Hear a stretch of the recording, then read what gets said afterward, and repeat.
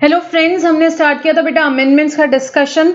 आपको क्या करना है, प्लेलिस्ट फॉलो करो, प्लेलिस्ट जो आपकी बनी हुई है उसे फॉलो करो। इसी में सारे अमेंडमेंट्स के वीडियो जो भी हैं चैप्टर वाइज ऐड होते जाएंगे। ठीक है, चैप्टर वाइज कर रहे हैं, हार्डली एक एक दो दो अमेंडमेंट है कुछ जो भी चैप्टर्स में, तो यहाँ पे हमारे फटाफट हो जाते हैं। 10-15 मिनट्स के वीडियोज रहेंगे तो आपके यहाँ पे फटाफट हो जाएंगे। ठीक है, चलो नेक्स्ट हमने आईटीसी का अमेंडमेंट, इसके पहले वाला वीडियो जो है आप देखो, आईटीसी के अमेंडमेंट्स हमने डिस्कस किए। नेक्स्ट चैप्टर हमारा रजिस्ट्रेशन जो है, रजिस्ट्रेशन के कुछ अमेंडमेंट्स है वो हम यहाँ पे डिस्कस करेंगे। ठीक है, और यहाँ पे दिसंबर अटेम्प्ट के लिए बेटा जो भी क्लासेस हैं अवेलेबल है ICAleague.com पे, आप वेबसाइट पे जा सकते हैं और वेबसाइट पे से आप परचेज कर सकते हैं। ठीक है, अपडेटेड जो कोर्स है वो ऑलरेडी वहां पे अवेलेबल है। चलो नेक्स्ट अमेंडमेंट स्टार्ट करेंगे। रजिस्ट्रेशन चैप्टर का person, class of person exempt from Aadhaar authentication. Aadhaar authentication के लिए बेटा पहले कुछ लोगों को यहाँ पे नोटिफाई किया था कि भाई ये लोग एग्जेम्प्ट थे आधार ऑथेंटिकेशन से। ठीक है, उससे अभी यहाँ पे क्या कर दिया गया है, यहाँ पे एक नया नोटिफिकेशन आया है और the above notification has now been superseded. तो यहाँ पे पहले कौन लोग थे, in earlier in this regard following person were notified, जो लोग एग्जेम्प्ट थे आधार ऑथेंटिकेशन से, a person who is not the citizen of India, a class of person other than the following, that is individual authorise signatory of all types, managing and authorise partner karta of HUF। ये याद नहीं रखना है, ये याद रखना नहीं है, क्यों? क्योंकि अमेंडमेंट आ चुका है। अब कौन अमेंडमेंट आया है और कौन लोग हैं वो हम डिस्कस करते हैं। The above notification has been superseded and consequently following person have been exempted from Aadhaar authentication. इन लोगों को एग्जेम्प्ट किया गया कि भाई आधार ऑथेंटिकेशन की आवश्यकता आप लोगों को नहीं है। कौन है वो लोग? अ person who is not the citizen of India first, जो इंडिया का सिटीजन नहीं है उसको आधार ऑथेंटिकेशन की कोई आवश्यकता नहीं है।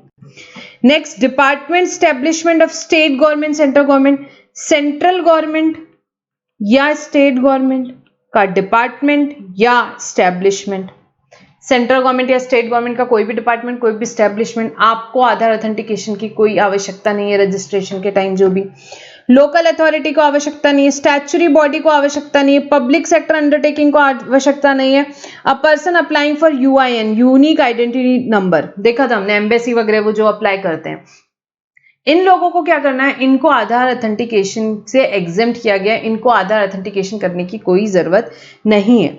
सेक्शन 25(6)D जो था, that stipulates that provision relating to Aadhaar authentication shall not apply to such person और क्लास ऑफ पर्सन ऑफ और एनी स्टेट और यूनियन टेरिटरी और part thereof as may be notified. तो सेक्शन 25(6)D में क्या बोला था कि भाई हम नोटिफाई करेंगे, किन लोगों को आधार ऑथेंटिकेशन की जरूरत नहीं है। तो नोटिफिकेशन आया, पहले का जो नोटिफिकेशन था उसे सुपरसीड किया गया, अब वो अप्लाई नहीं होता। अभी एक नोटिफिकेशन आया और उसमें बताया इन लोगों को आधार ऑथेंटिकेशन की आवश्यकता नहीं है। उसमें कौन है? एक जो इंडिया का सिटीजन नहीं है उसको आधार ऑथेंटिकेशन नहीं करना है। Second, department establishment, central government का, स्टेट गवर्नमेंट का। Third, local authority. Fourth, statutory body. Fifth, public sector undertaking. And last, a person applying for UIN, unique identity number. इनको आधार ऑथेंटिकेशन की कोई आवश्यकता नहीं। ठीक है, revise time limit under rule 9। Rule 9 में काफी सारे अमेंडमेंट्स हुए हैं, बहुत सारी वहां पे टाइम लिमिट्स होती थी, वो सारी टाइम लिमिट्स को यहाँ पे क्या किया गया, अपडेट किया गया है एक बार इसको। और इनफैक्ट जो बाकी की प्रोसीजर है रजिस्ट्रेशन की, आपको याद है अपन ने ये दो चार्ट देखे थे क्लास में। ठीक है, तो इसमें वो टाइम लिमिट्स मैंने अलग अलग तरीके से अकंपनी कर ली जो रूल 9 की है। This is not all full rule 9। Rule 9 में जो टाइम लिमिट्स दी हुई है वो रिवाइज हुई है काफी सारी, हम जाएंगे रूल 9 पे वापस से, बट पहले एक बार ये चार्ट देख लेते हैं। ठीक है, इसमें वो सारे अमेंडमेंट्स भी ले लिया है मैंने जो हमने पढ़ा था। याद है आपको सेक्शन 25 हमने जो प्रोसीजर फॉर रजिस्ट्रेशन पढ़ा था, उसके बाद में हमने रूल्स और प्रोसीजर सबको मिक्स करके ये जो डायग्राम बना था ये डिस्कस किया था क्लास में। तो इसमें देखो आपके जो जो चेंजेस हुए हैं आप समझ भी जाओगे कहाँ का चेंजेस हुए हैं। पढ़ते हैं एक बार। Every person liable to get registered and the person seeking voluntary registration liable to get registered. किससे रजिस्ट्रेशन होता है बेटा? या तो 22 या 24। 22 में आप कैसे करते हो भी, पर जो भी हमारी थ्रेशोल्ड लिमिट से ज्यादा हम जाते हैं तो हमको रजिस्ट्रेशन लेना पड़ता है। 24 cases of compulsory mandatory registration, या अगर आप वॉलेंट्री रजिस्ट्रेशन ले रहे हो 25 के हिसाब से।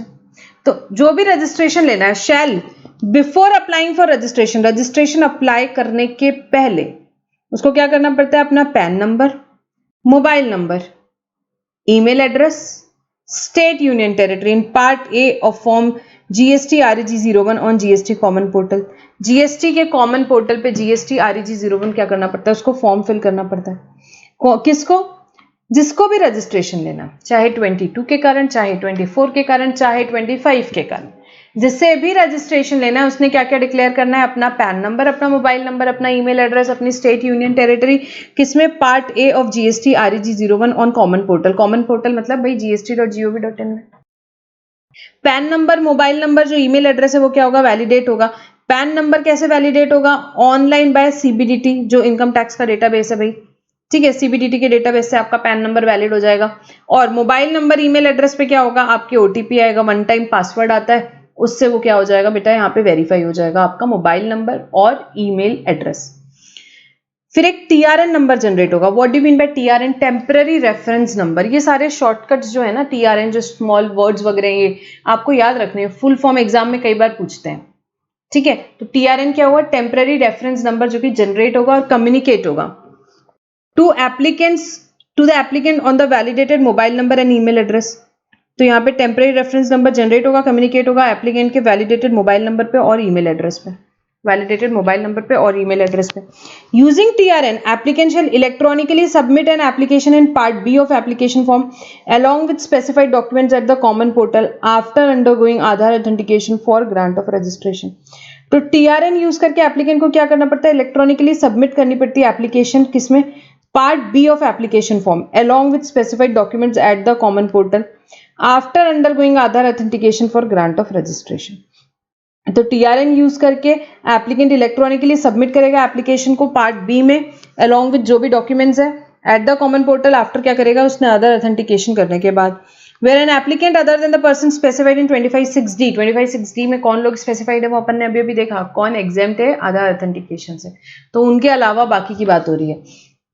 So where an applicant other than the person notified under 25(6)D opts for Aadhaar authentication, आप क्या कर रहे हो, आप ऑप्ट कर रहे हो आधार ऑथेंटिकेशन के लिए। So he shall while submitting the application under sub rule 4 with effect from 21/8/2020 undergo authentication of Aadhaar number and date of submission of application in such cases shall be, और उस केस में date of submission of application क्या होगी, जिस दिन आपने actual में Aadhaar authentication किया, date of authentication of Aadhaar number, और 15 days from the submission of application in part B of form GST REG 01 under sub rule 4 whichever is earlier, जो भी अर्लियर हो, जो भी अर्लियर हो, उस केस में क्या करना है आपको भाई, ये आपका क्या हो जाएगा, date of submission of application होगा। ये date of submission of application क्यों इंपॉर्टेंट है, अभी चार्ट 2 में आपको समझेगा। तो किसकी बात हो रही है, जिसने ऑप्ट किया कि भाई मेरे आधार ऑथेंटिकेशन करना है, तो जब वो एप्लीकेशन सबमिट करेगा उस टाइम उसमें आधार ऑथेंटिकेशन वो कर सकता है। और सबमिशन ऑफ एप्लीकेशन की डेट एक्चुअली क्या मानी जाएगी, जिस दिन वो एक्चुअल में आधार ऑथेंटिकेशन करता है, या अगर नहीं किया तो भाई जब 15 दिन खत्म हो गए, 15 days from the submission of application under sub rule 4 whichever is earlier, whichever is earlier, ठीक है। अब एप्लीकेशन आपकी क्या हुई भाई, यहाँ पे एप्लीकेशन आपकी मिली डिपार्टमेंट को, an acknowledgement in the prescribe form shall be issued to applicant electronically. जैसे आपकी एप्लीकेशन उनको मिलती है वो क्या करते हैं, आपको एक यहाँ पे क्या देते हैं, एक्नॉलेजमेंट देते हैं। Casual taxable person applying for registration gets a TRN for making advance deposit of tax।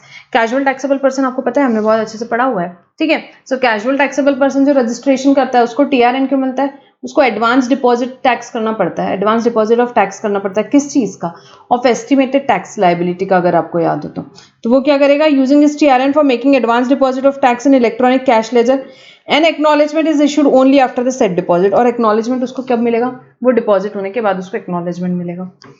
Application shall be forwarded to proper officer, proper officer को एप्लीकेशन मिल जाएगी। The procedure after receipt of application by the proper officer is depicted in part 2 of the diagram. Application मिलने के बाद की जो procedure है वो पार्ट 2 में दी हुई है, देखते हैं।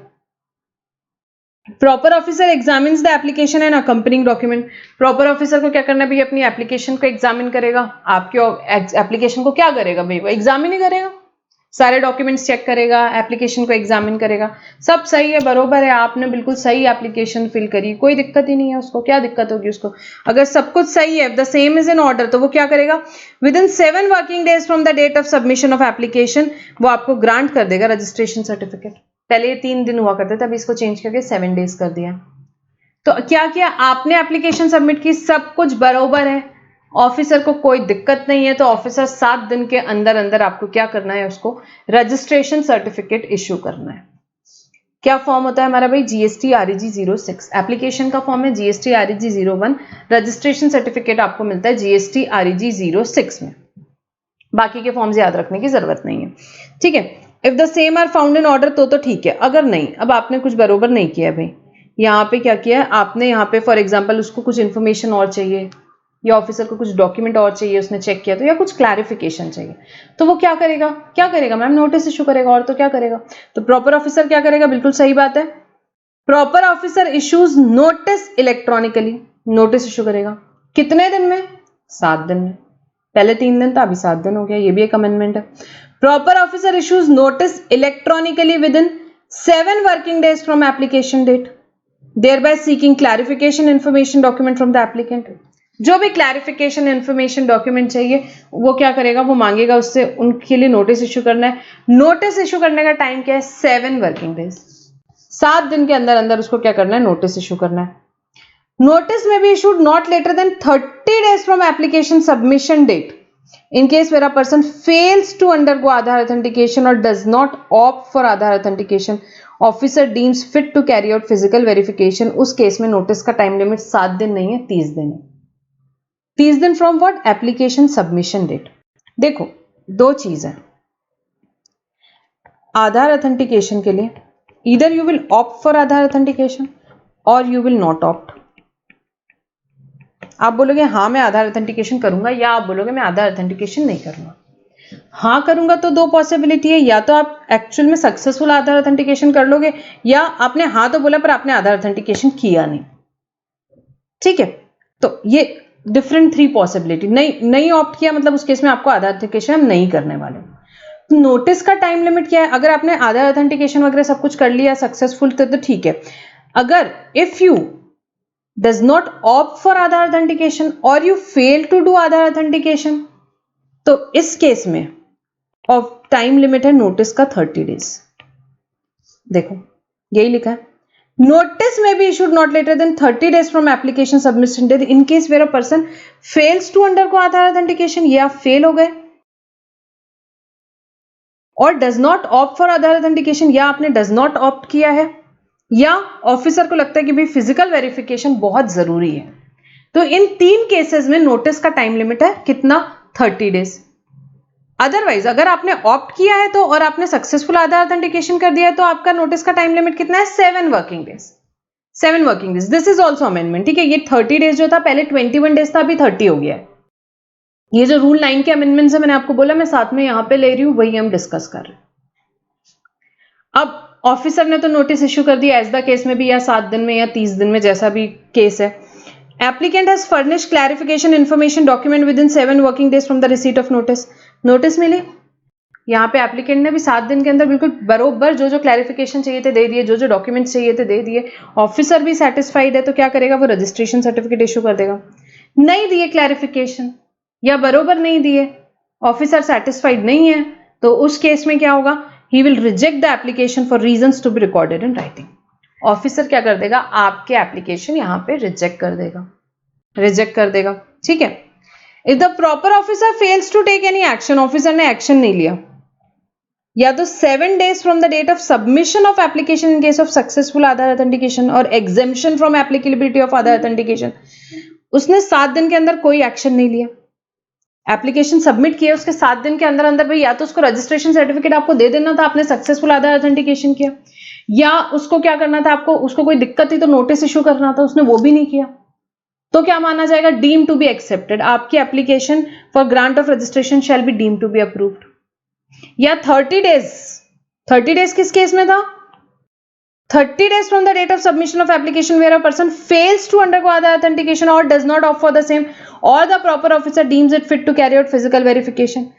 तो उस केस में भी क्या होगा, उस केस में भी आपकी एप्लीकेशन, ऑफिसर ने एक्शन नहीं लिया, 30 दिन में उसने नोटिस नहीं भेजा, हम तो यहाँ पे कोई दिक्कत नहीं पे, हमारी कोई दिक्कत नहीं थी, ऑफिसर ने नहीं एक्शन लिया, तो भी आपकी application deem to be approved है। या within 7 working days from the receipt of clarification information document, ये उसने क्लैरिफिकेशन मांगा था, आपने 7 दिन में पूरे क्लैरिफिकेशन दे दिए यहाँ पे, और उसके बाद भी वहां 7 दिन के अंदर अंदर उसने कोई एक्शन नहीं किए, within 7 working days from the receipt of clarification information document, उसने कोई एक्शन नहीं लिया, तो भी आपकी application is deemed to have been approved. Officer ने एक्शन नहीं लिया, उस कारण आपकी एप्लीकेशन में कोई दिक्कत नहीं आएगी, it will be deemed to be approved. ठीक है, it will be deemed to have been approved. तो ये मैंने आपको प्रोसीजर वाला सारा पूरा पार्ट लिया। अब एक बार हम देखते हैं यहाँ पे थ्योरेटिकल पार्ट क्या है, वही होगा मेन, वो 2 चार्ट देख लोगे तो भी आपका काम हो जाएगा। ठीक है, रूल 9 ऑफ CGST rules which provides for provision relating to verification of application and its approval has been amended with effect from this date in the following manner.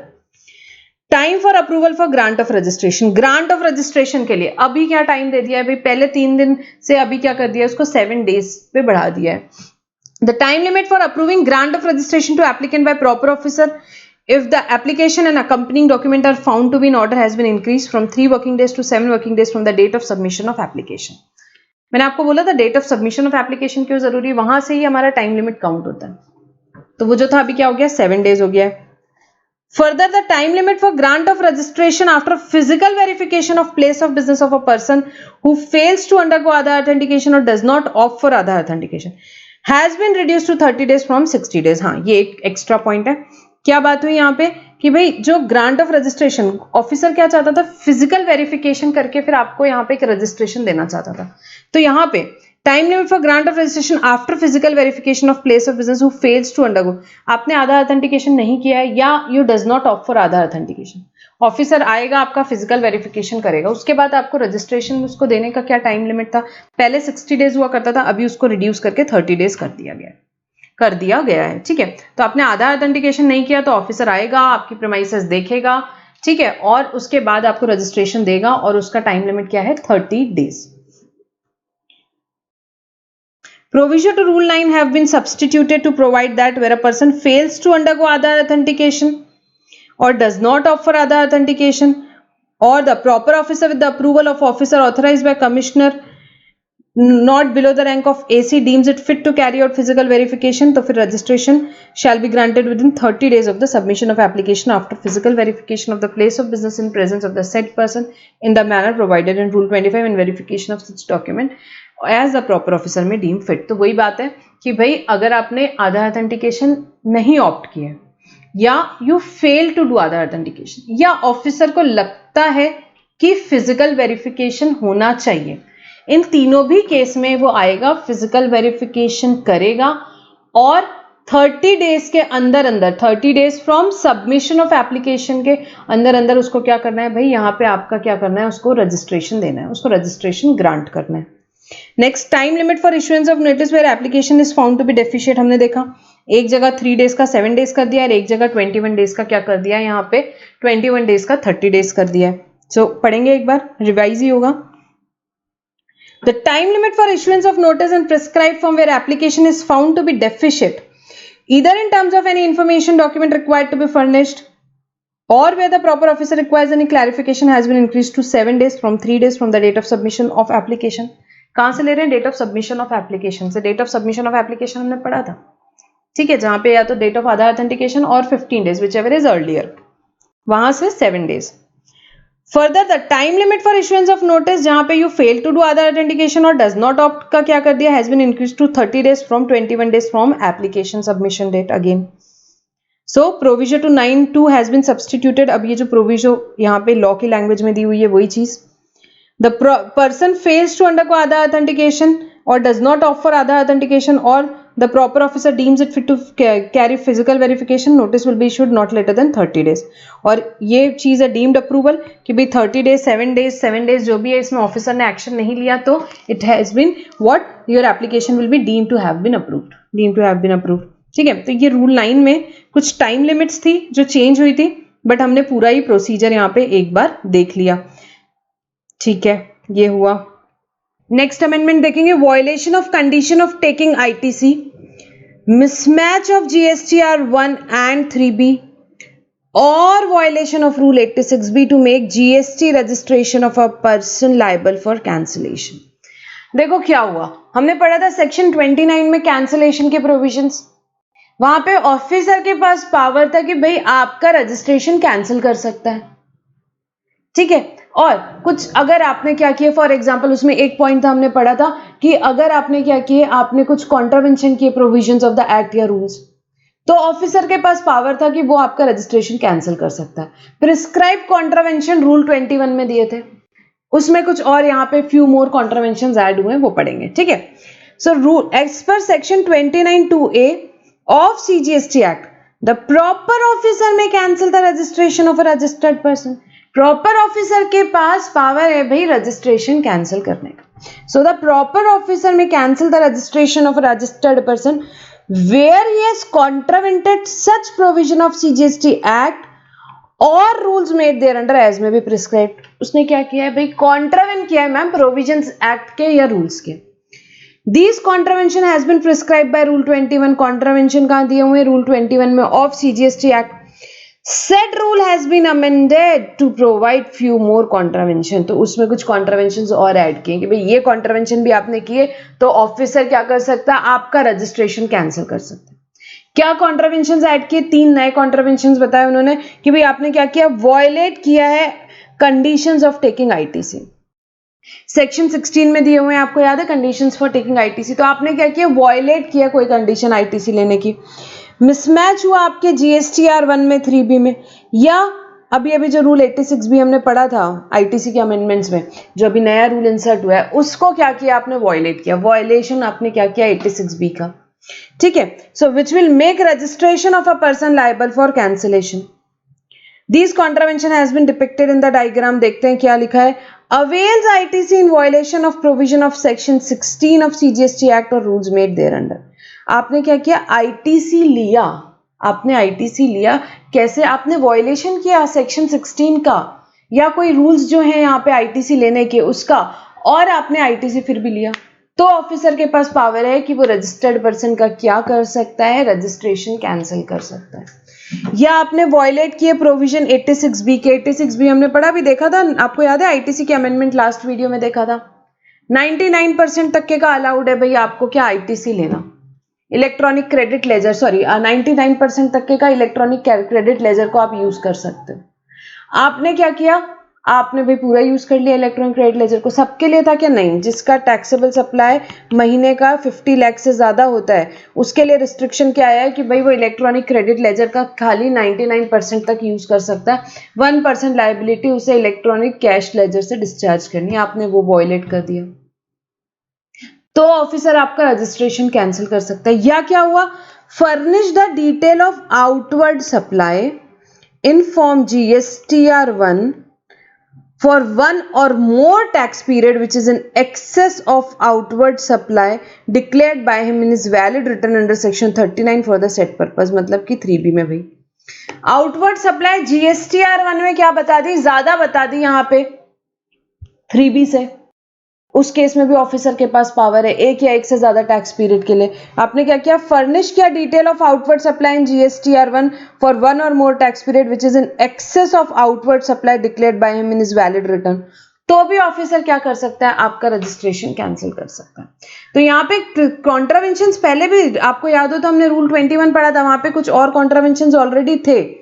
Rule 21 में इन्होंने 3 कॉन्ट्रावेंशन और डाले कि भाई अगर आपने ITC अवेल किया है in violation of provisions of section 16 or rules made thereunder, or you have violated the provisions of rule 86B, या थर्ड आपने फर्निश किया है आउटवर्ड सप्लाई GSTR 1 में for one or more tax period जो कि ज्यादा है which is in excess of what, outward supply जो आपने डिक्लेयर किया है 3B में, आउटवर्ड सप्लाई जो आपने डिक्लेयर किया है 3B में। तो इन तीनों भी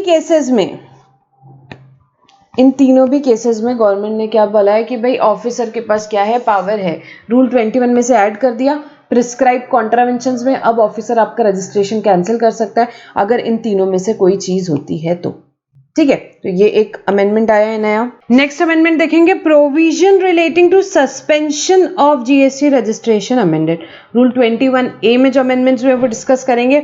rule 21A of the CGST rules which provides for suspension of registration has been amended as follows. Where the proper officer has reason to believe that registration of a person is liable to be cancelled, he can now suspend the registration of person pending the cancellation proceedings without affording the said person a reasonable opportunity of being heard. ये नई चीज आई है कि भाई without affording of set person the set person reasonable opportunity of being heard. तो जहां भी officer को लगता है कि भाई पर्सन का रजिस्ट्रेशन कैंसिल होने वाला है, यहाँ पे कैंसिल करना है, तो जब वो कैंसिल होगा उस पीरियड में क्या होगा बेटा, जब यहाँ पे कैंसिलेशन प्रोसीडिंग्स चलेगी उस टाइम पे आपका रजिस्ट्रेशन सस्पेंड हो जाएगा। सस्पेंड कर देगा officer without affording the set person reasonable opportunity of being heard. उसे बिना बोले यहाँ पे क्या किया जा सकता है, उसका रजिस्ट्रेशन सस्पेंड किया जा सकता है बिना उसे अपॉर्चुनिटी दिए। Where a comparison of returns furnished by a registered person under section 39 with क्या किया आपका भाई जो 3B है उसको कंपेयर किया गया। Comparison of returns furnished under 39 आपका जीएसटीआर 3B है, उसको कंपेयर किया। Details of outward supply furnished in form GSTR 1 आपके जीएसटीआर 1 से, या 3B को कंपेयर किया। Details of inward supply derive based on outward supply furnished by supplier in their form GSTR 1 और such analysis as may be carried out on recommendation of the council. या आपका जो 2A है, आपका 2A कैसे बनता है, आपके सप्लायर्स ने जो अपने अपने जीएसटीआर 1 में फॉर एग्जांपल डेटा डाला है वो आपके 2A में आया, तो उससे कंपेयर किया आपके 3B को और पता चला कि बहुत ज्यादा डिफरेंसेस हैं भाई। significant differences, there are significant differences or anomalies indicating contravention of the provisions of the act or rules made thereunder leading to cancellation of registration, his registration shall be suspended। तो पता चला कि भाई बहुत ही ज्यादा difference है, तो उस केस में क्या होगा, उसका रजिस्ट्रेशन यहाँ क्या किया जाएगा, इससे कैंसिल होने वाला है तो उस पीरियड के लिए उसका रजिस्ट्रेशन सस्पेंड किया जाएगा। जैसे कि फॉर एग्जांपल आपके 3B में यहाँ पता चल रहा है कि भाई 50 लाख का सेल्स है और आपने 1 में डाला है 50 करोड़ का सेल्स, बहुत ज्यादा डिफरेंस है। या आपके 3B में आईटीसी 5 लाख का है बट 2A में खाली 50 रुपए रिफ्लेक्ट हो रहा है, तो यहाँ पे बहुत ज्यादा सिग्निफिकेंट डिफरेंसेस आ रहे हैं, ठीक है। और यहाँ पे सिग्निफिकेंट डिफरेंसेस आ रहे हैं, सिग्निफिकेंट एनोमॉलीज आ रही है, जिससे इंडिकेट हो रहा है कि आपने कॉन्ट्रावेंट किया है प्रोविजंस एक्ट के रूल्स का, जिसके कारण आपका रजिस्ट्रेशन कैंसिल होने वाला है, तो आपका रजिस्ट्रेशन क्या कर दिया जाएगा भाई, सस्पेंड कर दिया जाएगा। Provided that at the time of registration as amended from नहीं said person shall be intimated in prescribed form by sending a communication to his email address। उसको क्या किया जाएगा, उसको इंटीमेट किया जाएगा, उसके कम्युनिकेशन भेजा जाएगा उसके ईमेल आईडी में, उसे बताना तो पड़ेगा। Provided at the time of registration और as amended from time to time, पे जो भी ईमेल एड्रेस रजिस्ट्रेशन के टाइम पे दिया या बाद में हो सकता है चेंज किया अमेंड किया, तो जो भी ईमेल एड्रेस है उस पर उसे कम्युनिकेट किया जाएगा। in this intimation for suspension and notice for cancellation of registration, the said difference and anomalies are highlighted and said person is asked to explain within a period of 30 days as to why his registration shall not be cancelled। तो यहाँ पे उसको intimate किया गया कि भैया आपका registration suspend कर दिया गया है और ये रहा आपका नोटिस कैंसिलेशन का और ये रहे आपके डिफरेंसेस।